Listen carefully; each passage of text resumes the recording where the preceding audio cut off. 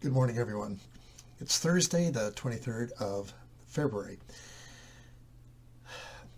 We are now in the last couple of verses of 1 Corinthians chapter 13. And so today we're going to be looking at 1 Corinthians 12. Yesterday we talked about, being a child, and when we were a child, we reasoned like a child, but now that we've grown up, we've put away childish things.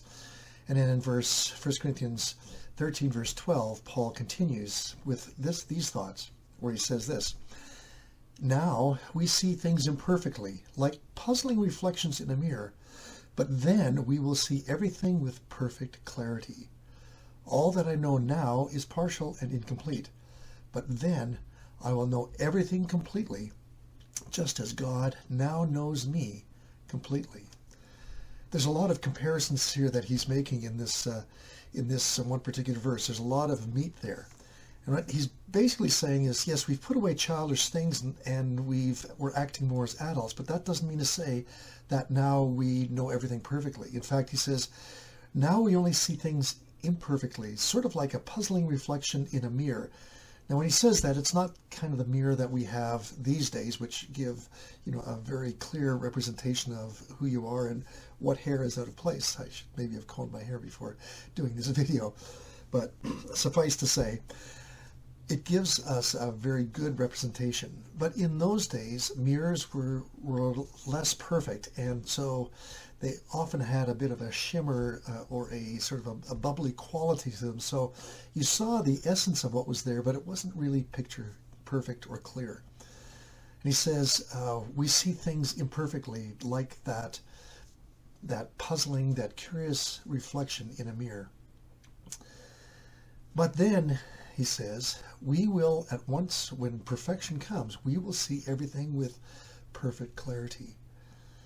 When perfection comes, when Jesus comes again, and we are brought to be together with him in his kingdom, his eternal kingdom, we will see things with perfect clarity. And that's something that I long for, because I have tons of questions to ask him. But for now, I only see glimpses and glimmers of that eventual reality. And he continues, all that I know now is partial and incomplete. He's saying the same thing again. He's just sort of repeating it. And in Scripture, whenever the author repeats things in, saying it two different ways, he's trying to make sure that you understand clearly what he's saying. He says, I only understand things partially or incompletely. Like he said at the beginning, I understand things imperfectly.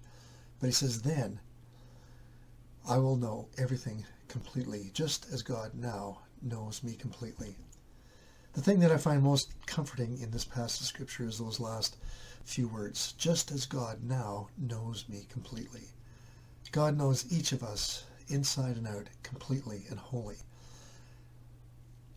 There will come a time when we are with him in his heavenly kingdom, spared from the devastations of this life and the wearing out of our body. We will be made perfect and complete, and we will know just as God now knows me. God knows you perfectly.